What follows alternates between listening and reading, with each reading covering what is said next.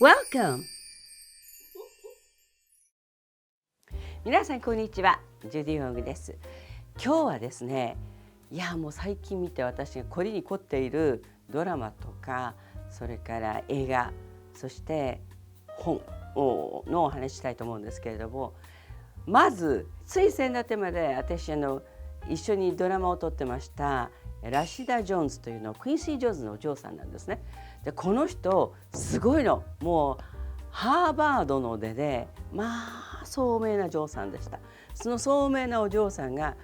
父親の一生というものを映画にしようと言って、それでもうありと言ってましたよ。これはねLabor of Love、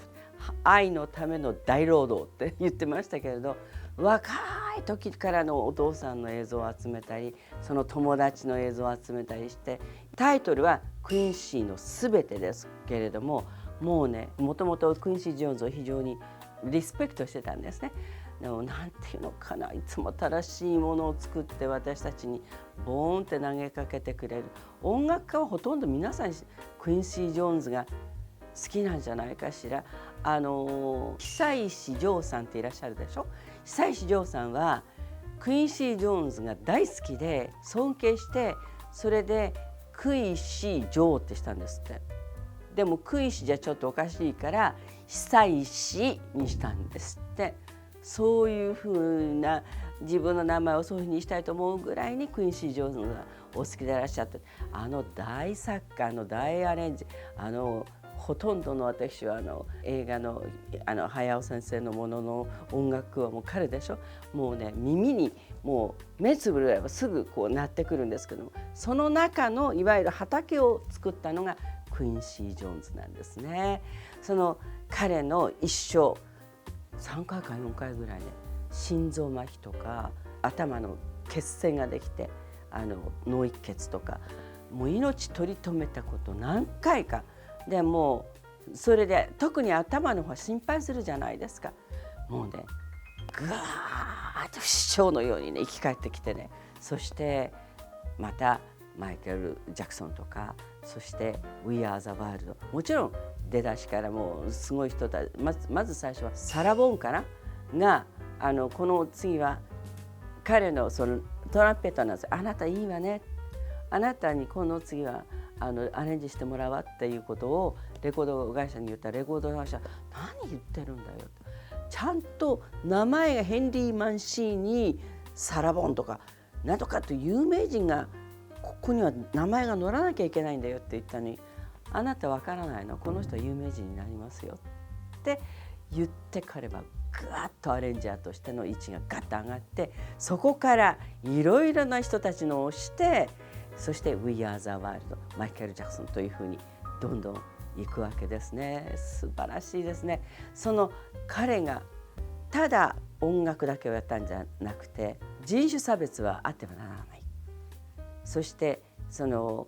人々は人として一緒に仲良く生きていくべきだというすごい大きなコンセプトをもとに、たくさんのねチャリティーをやったり、それからファンデーション作ったり、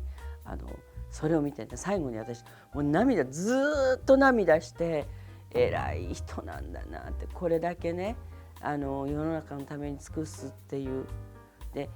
死のうと思っても死ねない、なんか不死鳥のように何回も命を与えられて戻ってくるたびに、彼はまたもう一つ役に立とうという仕事をしていくんですよね。でその仕事がまたかっこいい音楽、私はもうそれにずっと使って生きてきましたもんですからね。この音楽はね、もう頭から、この映画は頭から最後までずっと音楽がなってましたね。もう特にマイケル・ジャクソンの時代のものはすごいもう体の中に入ってますね。クインシーのすべて、ぜひとも見ていただきたい。それから、もう一つ凝ってる、これまで夜中まで見てしまって、私の今ちょっと睡眠妨害をしているものがあるんですけども、それがマダム・セクレタリー。これはアメリカの女性の国務長官を主体にしたストーリーなので、これがちゃんとお勉強してあって、そうだろうな、ロシアがあって中国があって日本があって、そして韓国があって中近東があって、今もうたくさんエジプト、なんかもういっぱいイラン、などなどの中でどうやってこの駒を動かしていくかって、その女性のかっこいいのよ、みんな私もなりたいわと思って見てると思います。で彼女がふーっと頭の中でもうベストチームを自分で作って、そのチームの中からもアイデアをもらいながら自分が判断をして、そのアメリカをこう率いていくというか、その上にそれ OK だよ、それはダメだよっていう、ちゃんともちろん大統領はいるんですけれども、すごい信頼されてるんですね。もう命かけて彼女は仕事をしてるんですけれどもね、ちょっとかっこいいスピーチになるとね、音楽の後ろで流れるの。無意識のうちにその音楽がね、そのスピーチをぐーっと持ち上げてね、あっという間に涙になってるんですね、こっちはね。そういう風なシーンが出てくるとね、いい涙流しちゃったななんて思うわけ。見たいでしょ、マダムセケタリー、ぜひとも見てください。それともう一つがね、この人たちを飼う時に、もうちょっと前かな、その前のワンちゃんの時かな、パールちゃんを飼った時に買った本がこのダメイのグーっていうんですけど、これは私の愛読になっていましてね、一匹の犬を飼って、その彼と彼女だ、グレースっていう名前の耳のとんがってる大きい犬、黒い犬っていうと大体ドーベルマンを思うんですが、ドーベルマンとは言わないんですね。僕のグレースはとかグーはとかいうふうに言ってるんですけどね、もうね見てる、もう読んでる、最初から来た時からもうなんか目のところがもう赤くなっちゃうのっていうのは、その愛情というものがこんなに何でもない文章の中にこんなに満ち溢れてくるんだなって、そう思いましたね。よくねワンコを見ながら私もねこう触るんですね。触りながらね、ここではね、グーのお目目、グーのお鼻、グーのお耳、グーのお口、グーのひな祭りのちょんちょん、これきっとちょんちょんっていつもやってくれるんでしょうね。この人たちもよくやりますよ。おやつをね一個ずつあげてると早くちょんちょんってやるんですけど、そうそう、グーのお手手、グーのお腹、グーの背中、グーのお尻、グーの尻尾って言いながらそれを全部触ると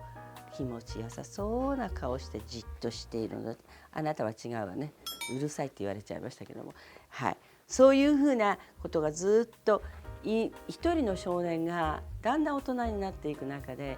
犬はどんどん年を取っていくという、元気に一生懸命遊んでいる時もあれば病気をする時もあるという、そのくだりをずっと読んでいくと、あ、人間の一緒にとってもよく似てるな、でもこの少年はグーを通じて命というものを教わってるんだな、私もそうだわってそう思いながら、病気の時に口のところまでスプーンを運ぶと少しずつ食べたり舐めたりしました。体の具合が悪くなったところですね。でもうお見送りダメ、私も最後が近くなると涙がもうダメだ。まだ読んでないですよ、私まだ読んでないんですけど、もうね後ろの方に行くとね、もうねどうにもならなくなっちゃうの。ここでね、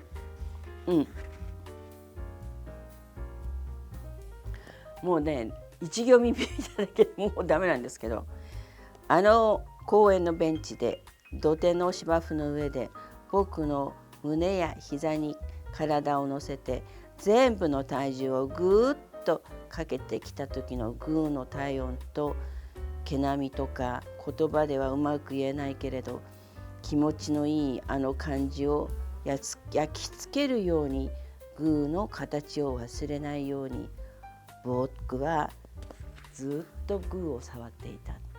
グーはなくなったんですね。だからうちに来た一番最初のグーとの出会いっていうのは